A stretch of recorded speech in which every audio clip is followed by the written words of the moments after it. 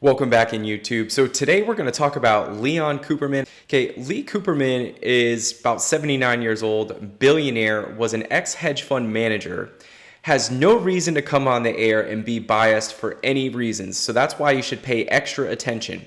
You guys have to listen to people that have assets under management, that need everybody to stay calm so that way their clientele doesn't sell out because they want those assets under management, as that's how they get paid. Lee Cooperman shoots it straight forward, and he has been so accurate over the last year. He's one of the few guys that I actually sit down and listen to. I listen to him, and I like Muhammad Alarian as well. I think economically, you really need to listen to what that guy has to say.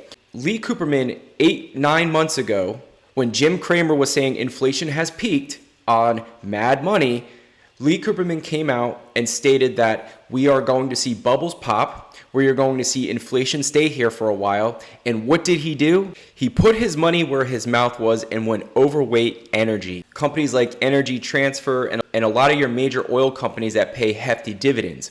Not only did he get massive appreciation in these companies, as we can see here, the energy sector on the SPY has went from $49 all the way up to $86 in about a year. So he's pushing close to 100% returns on probably most of his investments over the year, and also collected dividends on top of that. The guy knows a little something about investing. So listen to this. Now, I'm not making a 7-year forecast, but I believe we have gone through one of the most speculative periods I'm aware of.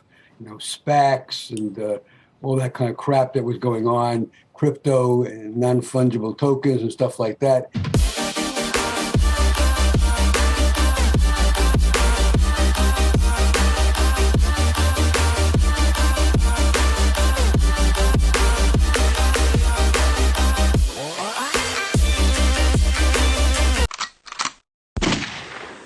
So that same bubble that Lee Cooperman was talking about is the same bubble I've been talking about on this channel for over a year. CLOV down 93%, ROOT down 92%. I do know Robinhood down 86% from the highs. These are enormous declines. This whole meme game. I mean, we saw just extraordinary speculation. It's the SPAC bubble, it's the cryptocurrencies, it's everything that is speculative. And guys, when you're given stimulus and you have all these assets to buy, well, the bubble will get big until it pops. So last time I was on your show, even though I'm not an overly religious person, I told you I felt a little bit like the Pharaoh had a dream. And his dream, which was covered in the Bible, was interpreted by Joseph. And his dream was we were going to have 7 lean years following the 7 fat years. So we can see here that Lee Cooperman is definitely leaning more towards possible recession in 2023. And he's also talking about being a stock picker in a lot of this market. Now, I'm just giving you guys highlights of this. And I think it would be unlikely to go back into a bull market anytime soon. So I would think we're in store for an extended period of time where returns in the equity market will be very modest. He was in a time where markets were completely flat, but within those flat markets, there were tremendous amounts of opportunity for undervalued companies. And so this is what he thinks we're going to be dealing with. And I tend to agree with this, guys, for a lot of reasons. Number one, we have always had the feds coming in and lowering interest rates and stimulating the economy when we have a downturn economically. Number two, we currently have a downturn going on right now where the feds are doing the complete opposite and tightening into this downturn, which could absolutely send us into a recession. Not only is it going to send us in a recession, but they have to unload this balance sheet, and they made it clear that is a priority of theirs to unload this balance sheet over the next few years, which means over the next few years, guys, we are not going to have normal returns that you are used to. So listening to a gentleman like Lee Cooperman is probably extremely important for newer investors and people that are curious to why they are not getting the appropriate gains within their portfolio. And that we've had a very, very toxic combination of fiscal monetary policies the last number of years. We have borrowed from the future, and we're in a give back period now. Yeah.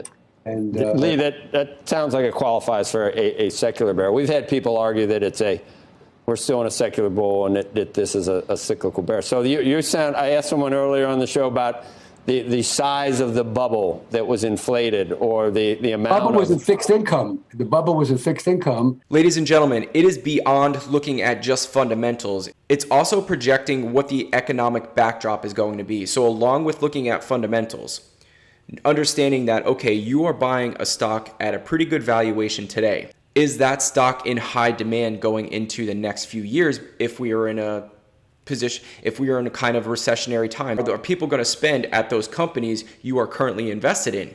Is that a priority?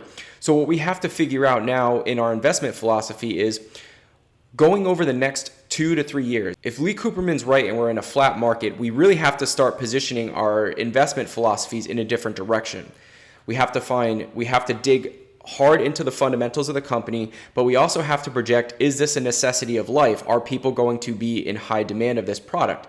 When we think about how Lee Cooperman shifted his portfolio 8-9 months ago, he went into energy. We need energy on a daily basis. It was extremely undervalued as everybody was talking about the EV space, and we even had energy go negative the year before. So energy was a beaten up sector, but it was heavily, heavily needed. And even more so when we talk about a war with Russia and Ukraine, Lee saw that energy prices were going to skyrocket and demand is still high. This is an opportunity to buy undervalued companies that are in high demand. That same philosophy we have to start taking forward into the next opportunities of the market. And so that's why I have up here, where did Lee go? When we think about what Lee really did, he took money out of financials and technology and went into energy. Okay, he shifted his early stage bull market philosophy into a mid stage cycle here, which would be energy, right? Energy can go into late stage bear market if inflation is out of control, which it is, and supply is limited. It's always going to be a supply and demand conversation. Well, as we all know, supply is not that high, demand is extremely high, and costs are high as well. So therefore, energy is probably still going to perform well even in stage 3 of a bear cycle or a bear market. But look at what's on the other side of this bear market, ladies and gentlemen. Healthcare, consumer staples, utilities. Now, consumer staples getting a little expensive, but maybe if we get a big enough drawdown, those will be some areas you want to look at. What is nice about healthcare and consumer staples and utilities and energy? They all pay a dividend. So you have some sort of hedge to the downside. So if the fundamentals look cheap and you have a dividend and the demand is going to be extremely high going into the next few years, or at least higher than maybe some other sectors you would think of, might be an opportunity for an investment strategy. Well, I hope you guys enjoyed my dive into kind of what's going on and Lee Cooperman's thought process. I thought this was really, really important as this is a guy with a ton of experience. He has no biased opinion and he's just giving it to you as it is. The money he manages is his own and his family's money as far as I understand. So listening to somebody that doesn't have to be politically correct is kind of refreshing, and he's obviously had a tremendous track record, so taking a nugget or two from him is going to benefit you in the long run. As always, guys, appreciate your time. Thank you so much for spending it with me, and we will see you next time, investors. Peace.